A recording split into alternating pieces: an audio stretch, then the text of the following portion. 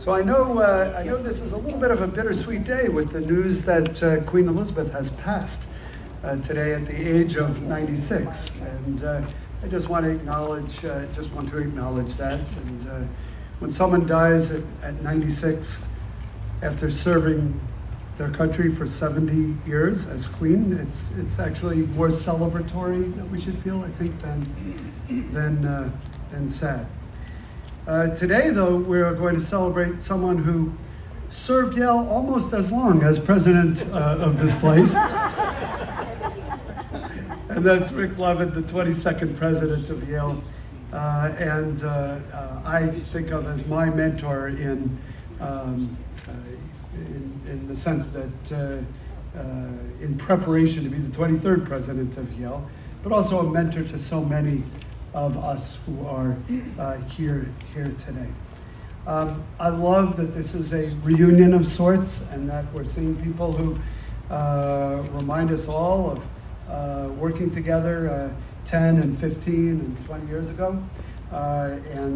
It's so nice that the friendships from those days have been maintained. I also want to acknowledge Jane, who has been a wonderful educator of distinction since 1990 at Yale, and the director of undergraduate studies for directed studies, a wonderful directed studies instructor, and for well over a decade. And there's only one person in the portrait, but I really feel that we celebrate two people today. So we're going to unveil a portrait in a moment, and people ask me, why did it take me so long to unveil a portrait of my predecessor? And of course, it's not that it took me so long. Rick was kind of busy. He didn't leave Yale and retire. He didn't really even leave Yale. He's a senior fellow at the Jackson School. But as you know, he was the CEO of Coursera, and on boards and many projects, dividing his time between Palo Alto and New Haven. And so getting him to sit still for a portrait wasn't so easy. And in fact, it's a good thing that photography had been invented since portrait painting, or this may never have gotten done. I am also delighted that we can hold this event now for about 2.5 years. I think it would have been very difficult to hold an event like this, and that delayed us too, due to COVID. We're not completely out of the woods yet, but at least we can all get together to celebrate. Rick asked me not to do a recap of the highlights of his career as president, so I'm just going to say a few things really quickly. The campus looks completely different now than it did when he first was president, became president in 1993. About 70% of the campus was modernized on his watch. We're trying to do the rest of it now.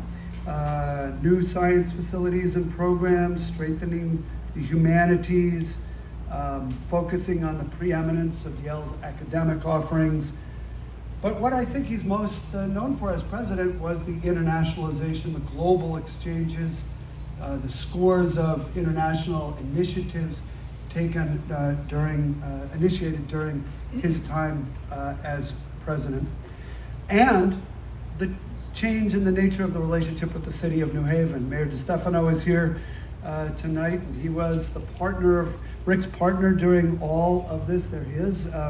I believe you started at the same fall, the same year in your respective roles, and each served essentially 20-year careers in your respective positions. And that partnership led to all kinds of initiatives, from the Yale Homebuyer Program to the President's Public Service Fellowships to the New Haven Promise and the scholarships that it offers to graduating seniors in the New Haven public schools. But really, what that partnership led to, in addition to all of these great outcomes, is a different relationship. And yes, as recently as a month ago in the New York Times, people reflect on write about, think about an old relationship because they're not aware of the new relationship.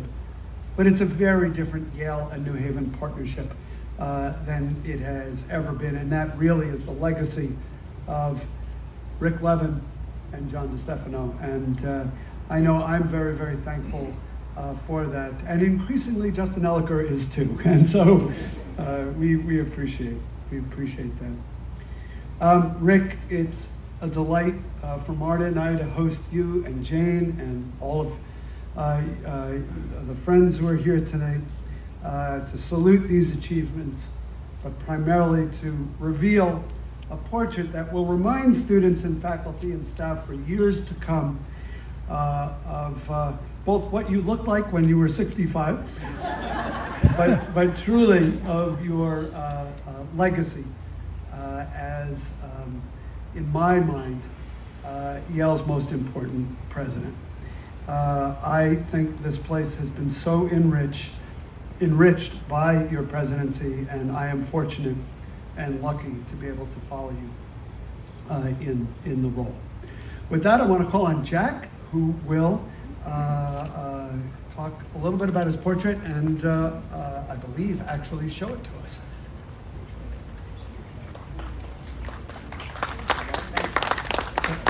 Thank you, President Salovey, and I wanted to thank Sandy Vitale for putting this event together, and I also wanted to thank Martha Shaw, who was so instrumental throughout the process of the painting. She actually showed me around the corporation room at Woodbridge Hall and showed me all the portraits that are there, and that's really how the portrait began. And I want to just take a moment and thank Nancy Fawnin. Nancy actually got me my first portrait commission at Yale, which was the portrait of Maria Rosa Menocal, which was unveiled in 2017 at the Whitney Humanities Center. And I want to thank Beth, who I just met here from the Yale University Art Gallery, for putting together the whole presentation here. And I would also like to thank Jane Levin for all of her help throughout the course of the project. And so the portrait depicts Sterling Memorial Library, and early on, my family and I, who were here today, we were walking through Sterling Memorial Library, and I was just thinking, boy, wouldn't it be great to depict this incredible interior by James Gamble Rogers. And then I looked just to the left where the nave is and saw there was a plaque actually dedicating the nave to Rick and Jane Levin. So at that point I thought maybe it is the right setting for the portrait. And Rick agreed with that, and it was great to hear his memories of Sterling Memorial Library as well. And the last thing I want to say is just, it was fun to paint the presidential collar that Rick is wearing, and especially the medallion part with the Lux et Veritas phrase on it. And I was just thinking that while I was painting it, how big a part light is as it's streaming in through the stained glass windows and casting shadows. And that contrast with the warm incandescent lights that you'll see around the room. So, and it was great working with Rick, and just enjoyed the whole process. So, thank you very much. And we can. So we're gonna want to do. Okay.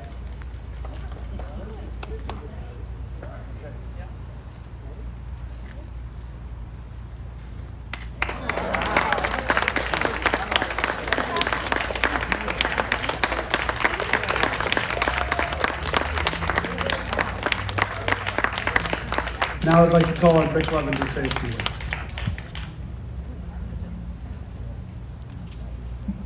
Well, thank you. In fact, that's the theme of my remarks. What I feel today, I think can be summarized in one word. That word is gratitude. Gratitude to Peter and Marta for hosting this wonderful occasion, and to Peter for those very generous words. Thank you so much. To Jack Montmeat, for this really wonderful lifelike. I mean, it must be not that common for a subject to really like his or her portrait, but I do, and everyone in our family that we've shown photographs of it to does. I think it's really does a great job of capturing me at age 65 when this picture, the underlying face was taken by Mike. It was a picture taken by Mike Marsland around almost exactly 10 years ago in the fall of 2012. There's Mike. And thank you, Mike, for capturing a likeness. Trumbull Gate, right?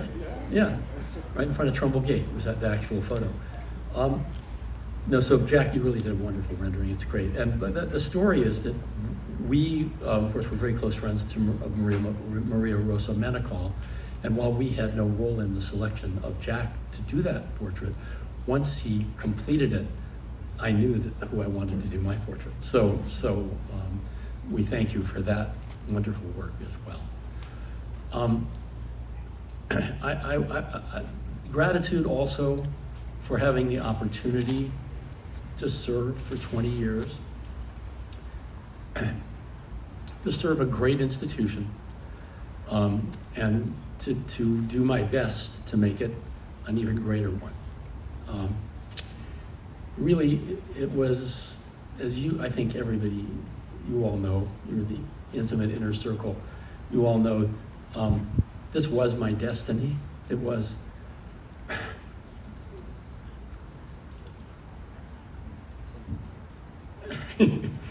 You also know this happens to me. That this was the job I was meant for. It really, my whole heart and soul was in it, and I loved every minute of it for 20 years. So I'm grateful for that blessing.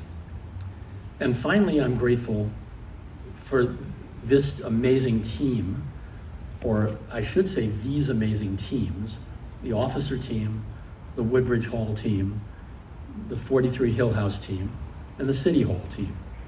Because I think in each one of those dimensions, I couldn't have been, had better fortune or been better served. We had a stupendous collection of university leaders. The support I got from the office in Woodbridge Hall, led by Regina, was incomparable. I wish I had some of that support now when I schedule all my airplane flights. Marcia, listen up. And then of course the tremendous support in the house staff, which oversaw something like 2,000, maybe it was a little shy of 2,000. Then they counted it up, 1,700 events in 20 years. A lot of action here, and always done with a smile, and never too much work to do. So all of that I'm just grateful for, and I'm grateful for the collaboration with John and what we were able to accomplish together, as Peter summarized. It was really quite a partnership, and remains a good friendship. So that's the gratitude. Peter talked about the accomplishments that these teams made possible, most especially the officer teams, in implementing an agenda that was pretty ambitious and pretty far-reaching, and we did it all as though it was, just part of the daily job. I think what I will comment on is the process by which we worked, which I think Allison once likened to the officer meetings being like a graduate seminar, where we collectively thought our way to the right answer. And I really, I love that kind of way of interacting with the team, and making the best idea count, and letting the best idea win, and checking our egos at the door so we could keep the service of the institution front and center. And we did serve that institution, I think, with vision and integrity and purpose. And so I'm very proud of what all of you did so that we could collectively accomplish that. So thank you all. Thank you, Peter. Thank you, teams. Thank you, Jack. A wonderful occasion. And please come up and take a look at the portrait close up. It's great. Thank you.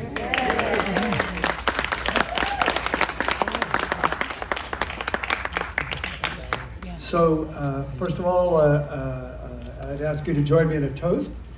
I should add that so many of you who are here were also part of my team. And those of you who have retired or moved on to even better jobs, I'm thankful to see all of you and welcome you all back to 43 Hill House as well. So raise a toast, first of all, in gratitude and admiration to Jack, our artist. Thank you. It's a wonderful, wonderful portrait.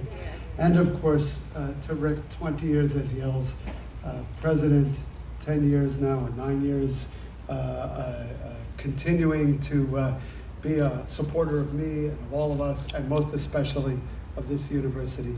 Thank you, Rick.